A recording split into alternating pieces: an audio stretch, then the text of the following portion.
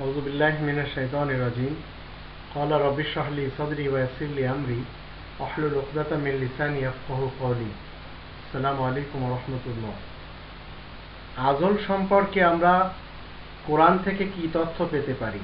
এই আযল করা কি বৈধ? একজন মুসলিম কি আযল করবে? আযল করার ব্যাপারটি নিয়ে এই পৃথিবীতে এক শ্রেণীর লোকেরা হাদিস তৈরি করে নিয়েছে, আর এক শ্রেণীর লোকেরা যুদ্ধের বিবৃতি দিয়ে, যুদ্ধের উদ্ধৃতি দিয়ে এই আযল করাকে বৈধ করেছে। আর এক শ্রেণীর লোকেরা ইমাম নিকাহ করার, সিগা বিবাহ করার অনুমতি দিয়েছে এবং তারা আযল করাকে বৈধ করেছে। বিশেষভাবে ইরানে আমরা দেখতে পাই। কোরআনের দৃষ্টিতে 17 নম্বর সূরা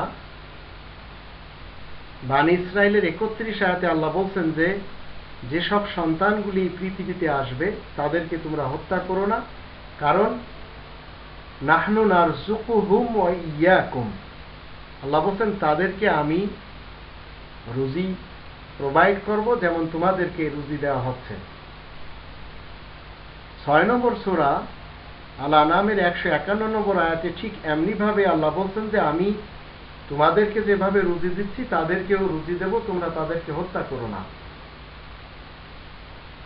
2 নম্বর সূরা আল বাকারার 223 নম্বর আয়াতে আল্লাহ বলছেন ফাতু হারসাকুম আন্না শিতুম, তোমরা তোমাদের ফসল খেতে আসবে যখন চাইবে।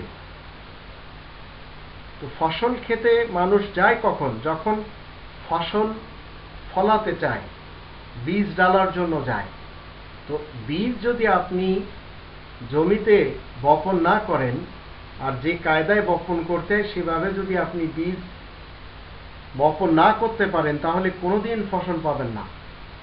ঠিক এইভাবে নিসাউকুম হারসুল লাকুম, তোমাদের স্ত্রীগণ তোমাদের জন্য ফসল ক্ষেত। এখন স্ত্রীদের কাছে আসতে হবে, কিন্তু সেখানে আযল করা যাবে না। বীর্য যদি জরায়ুর ভিতরে না যায়, সন্তান কখনো হওয়ার সম্ভাবনাও থাকবে না। 23 নম্বর সূরা মুমিনুনের 1 থেকে 7 আয়াতে আল্লাহ বলছেন তোমাদের স্ত্রীরা যারা তোমাদের আমল দখলে এসেছে তাদের সাথে তোমাদের সহবাস করতে হবে, এছাড়া অন্য কোনো পন্থায় বীর্যকে নিপাত করা যাবে না। তো এই আয়াতগুলির দৃষ্টিতে যারা আযল করা হালাল এবং বৈধ এবং শরীয়ত সম্মত মনে করছেন তারা সবাই ভ্রান্ত। যদি স্ত্রীর জীবন চলে যাওয়ার আশঙ্কা থাকে সেখানে দোষ হবে না, অন্যথায় হারাম। 2 নম্বর সূরা আল বাকারার 173 নম্বর আয়াতে আল্লাহ বলছেন যে হারাম জিনিসগুলি মানুষ একটি সময় সেটা হালাল হিসেবে ব্যবহার করতে পারে, খেতে পারে।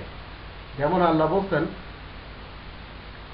আল্লাহ ছাড়া অন্য কারোর নামে কোনো পশু যদি জবাই করা হয়, সেই জবাইকৃত পশুর মাংস খাওয়া হারাম, শূকরের মাংস খাওয়া হারাম।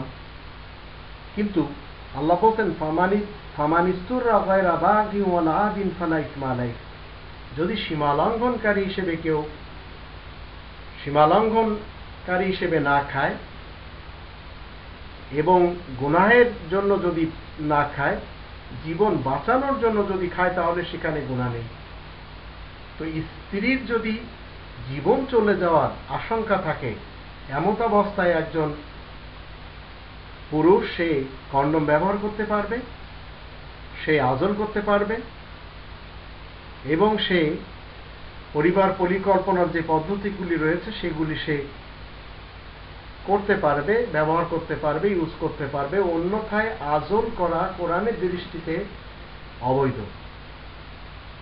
শুধু এ কারণেই যে দেখা গেল আপনি বড়ি ব্যবহার করছেন, কন্ডম ব্যবহার করছেন, বা যত সব পরিবার পরিকল্পনার জন্য, সন্তান না আসার জন্য যত ইনস্ট্রুমেন্টস রয়েছে এগুলি ব্যবহার করছেন, এগুলি সবই হারাম। কারণ আল্লাহ বলছেন যে যে সন্তানটি এই পৃথিবীতে আসবে প্রাণের স্পন্দন নিয়ে যে জন্ম নেবে শিশুটি, আমি তারই রুজির দায়িত্ব আমার উপরে, যেভাবে তোমাদেরকে রুজি দিচ্ছি। তো কোনো ক্রমেই আজল করা এটা কোরআন সম্মত নয়। যদি নিরুপায় কেউ হয়ে যায়, স্ত্রীর জীবন চলে যাওয়ার আশঙ্কা থাকে, সেক্ষেত্রে আলাদা। যেভাবে 2 নম্বর সূরা আল বাকারার 173 নম্বর আয়াতের দৃষ্টিতে আল্লাহ বলছেন যে মানুষ নিরুপায় হয়ে যখন জীবন বাঁচানোর জন্য এই মাজারের বা দরগার এই যে গোশত যদি খায়, খাদ্য খাবার যদি খায় আল্লাহ ছাড়া অন্য কারোর নামে উৎসর্গ করা এবং শূকরের মাংস, তাহলে সেখানে গুনাহ হবে না।